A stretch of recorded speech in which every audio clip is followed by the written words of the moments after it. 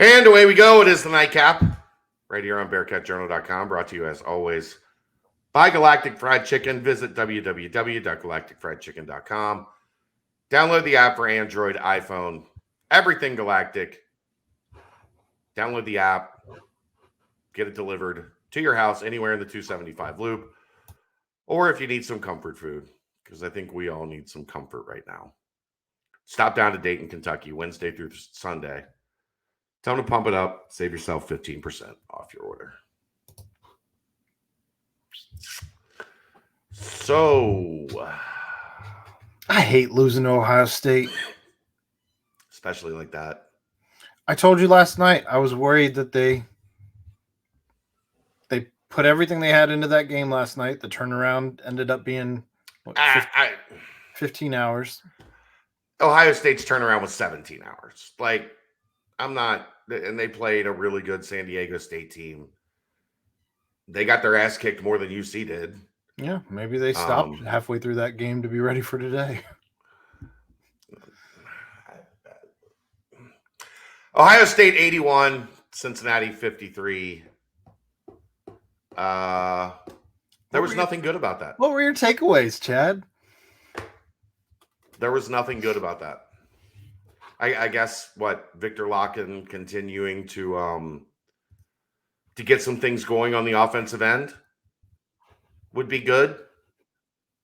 Other than that, Aaron, nothing good about that. And now you've been embarrassed at NKU, who is dog shit. Dog shit.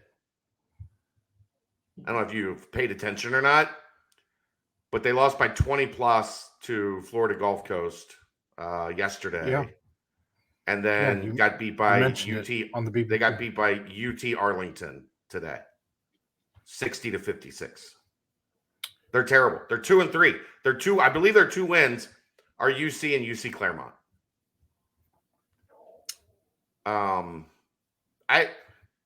Davenport, DeJulius, and Landers together. Just do Landers and DeJulius first.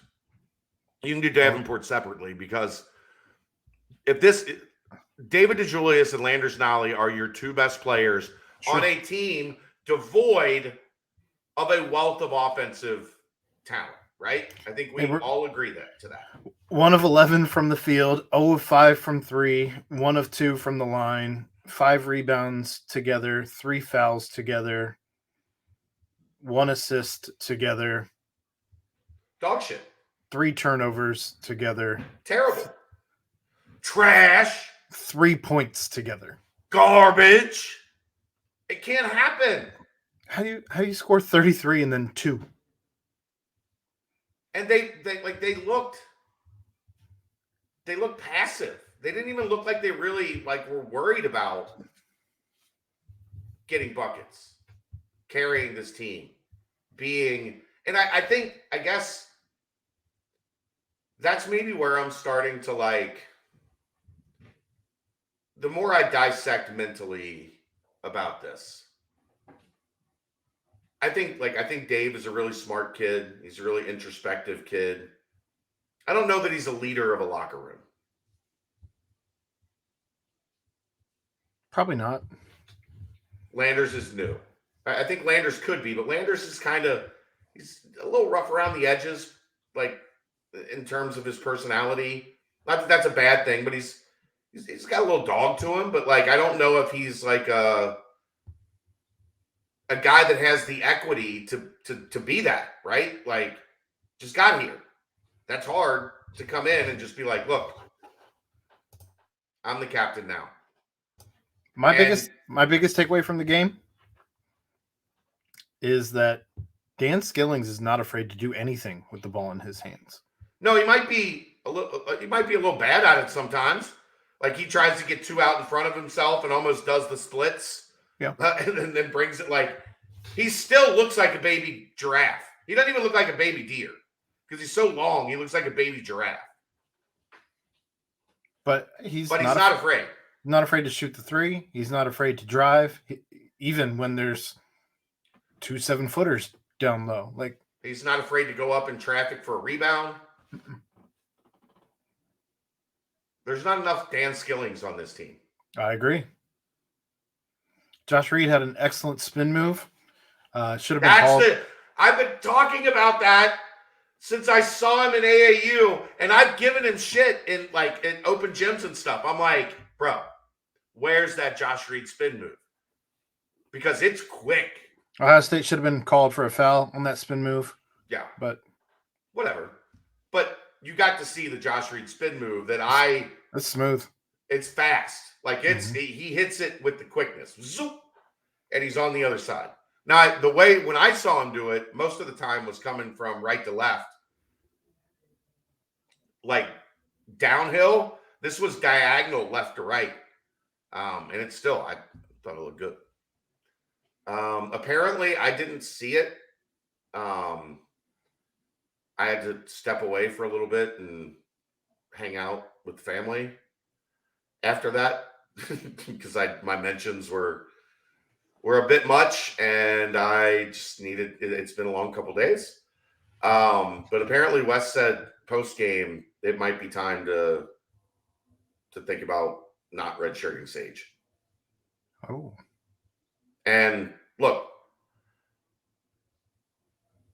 maybe there's a role for Kalu and Odie as this season goes on, but the drop off when Vic goes off the floor right now, it's monumental. And let's go back to Micah Adams-Woods. Hit a couple threes late, not a bad game, 9 points, 4 rebounds, only 1 assist. They only had 4 assists for the game. They had 20 baskets. They had 4 assists. I'll get to that in a minute. And Rob Fennessy, 3 points. He made a 3. He had 1 rebound, 1 assist. So between your 2-point guards, you had 2 assists. They're just not good enough at the 1 and the 5. Yeah, you were out rebounded by 13. And Ohio State set the tone in that first segment. They missed 8 shots in the first 4 minutes and had 6 offensive rebounds. Mm-hmm. That set the tone for the entire game. Yeah, we are going to punk you. The announcers even mentioned that. And I think this is why the fan base is angry right now. And I'm not saying they're wrong. I'm not saying they're wrong.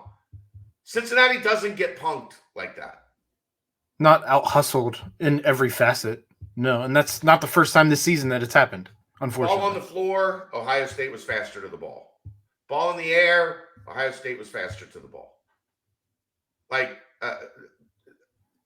Bodying, positioning, being physical, Ohio State had more of that.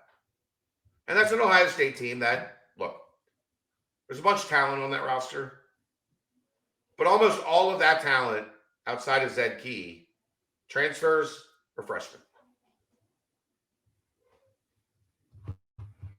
Can be done. It's okay we did find out one thing.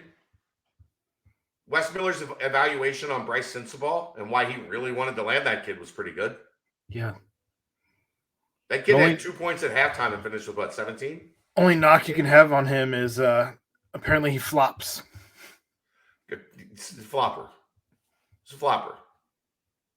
Yeah, it's 17 for the game. 15 in the second half. It's frustrating. And look, the reality of it is, if they don't look like dog shit against Northern, they play the game they did against Arizona, and then today happens, I think people are a little grumbly, but it's not a full-on, I don't think everybody has gathered with their pitchforks, but right now there's people in their shed where's that pitchfork at? I think the lineups that I want to see more of just to get the offense going, to create shots. I think I want to see, I know we've talked about it. I want to see DeJulius back at the 1. And I think I want to see Skillings at the 2. Nolly at the 3. Davenport at the 4. Vic at the 5. Either that or Reed at the 4. Reed at the 4. I think that creates, You don't have anybody who just gets the ball in their hands and shoots the ball at that point. So let me say this about Josh. There are still a lot of things that Jeremiah Davenport does to help this team. But in terms of potential, which is secondary in this conversation, sure. But basketball awareness, basketball IQ, willingness to pass the ball, which is something this team, a lot of people, I'm more comfortable with Josh Reed at the 4 right now than anybody else that they have on the roster to play the 4. You won't catch me arguing. He's a better basketball player. He's a little timid still to shoot the ball. Yes, but guess what happens when you play more? Sure, you get confidence. And I think that hitting those 2 threes last night, this morning, however you want to describe it, to bust the betters, I think that probably took him over the moon. But I start trying to find ways. How many did he get today? Minutes, or he was 0 for 2. 16 minutes. Yep. 3 rebounds. 2 points. I start trying to push him towards 20. And, I'm not opposed. Dan got 19. I'm not opposed to 25 for Dan. I just look. What we have to talk about is the evidence through 6 games. Rob Finney and Kalua Zekpe have not helped. They have not, as transfers. Maybe patience is a virtue, and down the road, throughout the season, those guys have a role and they help you. But they have not helped.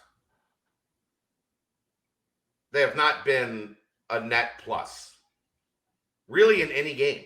Outside of maybe Rob in the Chaminade game when he had 8 assists and they were just playing NBA Jam. It was Chaminade.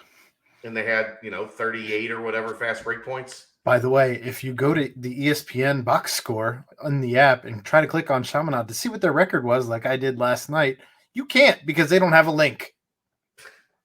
Because they're D2. So, yeah. I get the concern. I get it. I get it why everybody's mad. I understand. I watched the same shit that you did.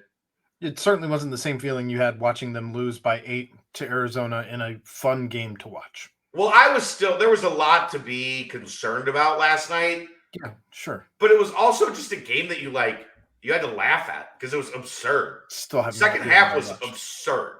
It was absurd. And sports are supposed to be fun. Not a lot of people believe in that. It was like an NBA All-Star game. Yeah, I said that. I said it was like an All-Star game. You said you called it an AAU game, but yeah. But no, I said it on Twitter at some point. I was like, that was I missed that.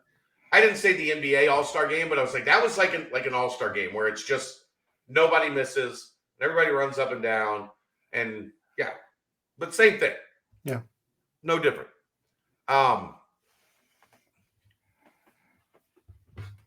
The last 3 games are the last 3 games. They are what they are. They're on paper.